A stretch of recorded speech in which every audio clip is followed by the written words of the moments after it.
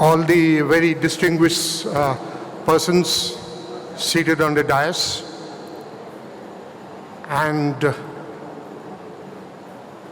all present in this great auditorium. A very good afternoon, namaskar.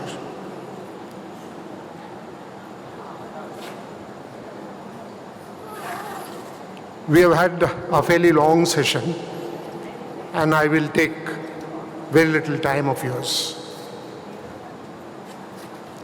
May I ask you a question? Is everything okay?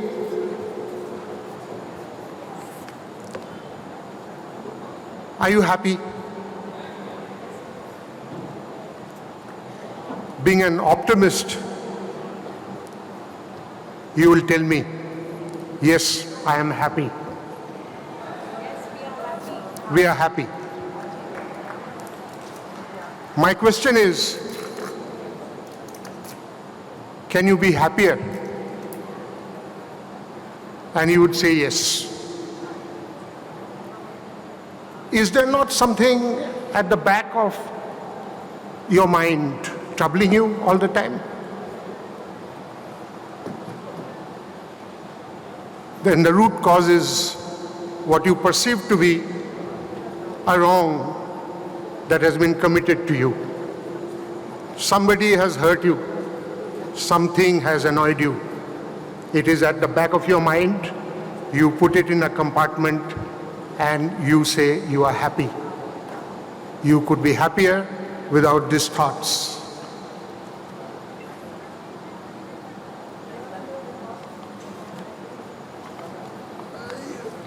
You know,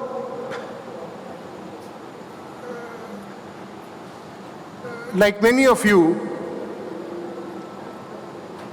including the members, the sevaks of this wonderful organization, Brahma Kumaris, I believe that we are living in Kali Yuga.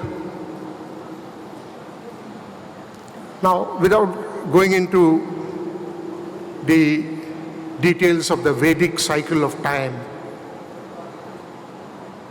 let me just recapitulate what the Bhagavata Puranas 10,000 years back had predicted life in the Kali Yuga to be, what it would be like. This is not what I say. This is what was predicted in the Bhagavata Puranas, which many perceive to be a literary avatar of Lord Krishna. 10,000 years back, chapter 12.2. It is available online. You can have a detailed reading there sometime. And I'll just place before you a couple of sentences. Religion, truthfulness, cleanliness, tolerance, mercy, duration of life, physical strength, and memory all will diminish day by day because of the powerful influence of the age of Kali. In Kali Yuga, wealth alone will be considered the sign of a man's good birth, proper behavior, and fine qualities. And law and justice will be available only on the basis of one's power.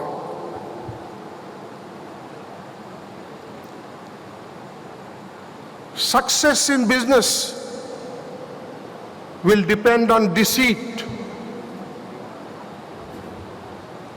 A man will be known as a Brahmana just because he is wearing a thread. Anyone who is clever at jugglery of words will be considered to be a scholar. A person will be judged unholy if he does not have money. Hypocrisy will be accepted as a virtue. Marriage will be arranged only by verbal agreement. As the earth becomes crowded with a corrupt population, whoever amongst these social classes shows himself to be the strongest will gain political power. Oppressed, the citizens will flee to the mountains and the forests. Harassed by famine and excessive taxes, people will resort to eating leaves, roots, flesh, wild honey, fruits, flowers and seeds. Struck by drought, they will become completely ruined. The citizens will suffer greatly from the cold, wind, heat, rain and snow. They will be tormented by quarrels, hunger, thirst, disease and severe anxiety. By the time the age of Kali ends, all creatures will be greatly reduced in size. Religious principles will be ruined. The path of the Vedas will be forgotten. And then it goes on to say that in the midst of all this, the Supreme Personality of Godhead will appear on earth. And Lord Kalki, the Lord of the universe, will mount his swift horse and sword in hand travel over the earth, displaying his unequaled qualities and riding with great speed. He will kill by the millions those thieves who have dared to dress as kings. After the impostor kings have been killed, the residents of the cities and towns will feel the breezes carrying the most sacred fragrance of sandalwood. When Lord Krishna appears in their hearts, he transgets the forms of goodness. The remaining citizens will abundantly repopulate the earth. When the Supreme Lord has appeared on earth as Kalki, the golden age of Satyug will begin and human society will bring forth progeny in the mode of goodness. Does it resemble, even to some extent, what is the world of today? My personal opinion, it does. What was prophesied 10,000 years back has come to be largely true.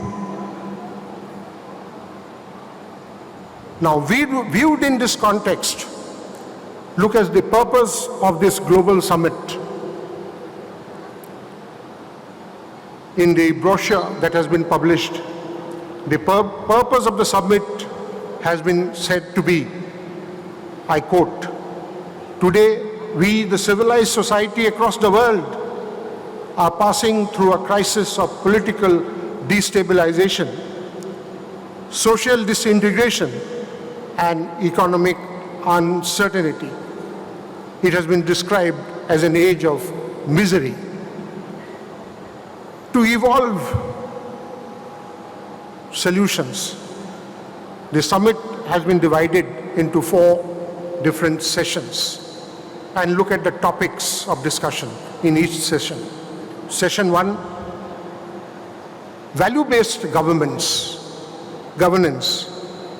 media in promoting social harmony. Governance is a matter of values, not of power. The role of the media has been discussed and will be discussed. I don't want to encroach.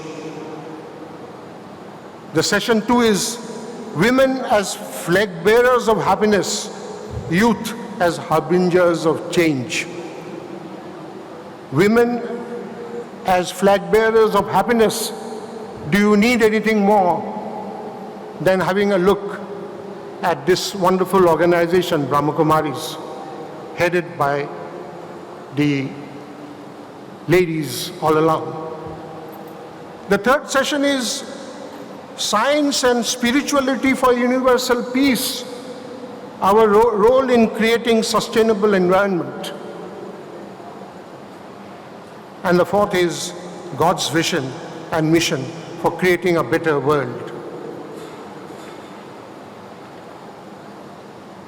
The Brahma Kumaris is a movement, and I deliberately call it a movement. It's a movement of purification of the soul, which guides the body. Spiritual teaching and meditation are the vehicles of purification. It is a moment of spiritual reawakening of humanity to end all sorrow, all evils, and all negativity by liberating the soul from beliefs of race and religion, by helping each individual to acquire values like respect, love, peace, and happiness. Brahma Kumaris believe in karma. They teach and preach karma. They seek to transform thinking patterns and consequently human actions so that life resembles, even be it in part, towards what was prevailing in the Vedic time cycle of Satya Yoga. Friends, it's a great movement which is almost 100 years old. Perhaps it started in 1930. It has grown, it has succeeded. The idea is life today has ceased to be peaceful. Every human on earth looks for mental peace. We travel from one part of the globe to another looking for mental peace. The mental peace has to come from within, from the soul, and this is where the Brahma Kumaris help mankind.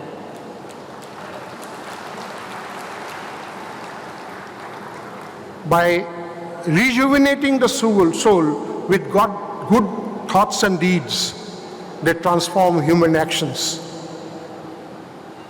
Maybe we are looking at the end of Kali Yuga and a return to better times. I am most grateful to all in the organization for inviting me. It's a great occasion, it's a great event, which I am very proud and privileged to inaugurate.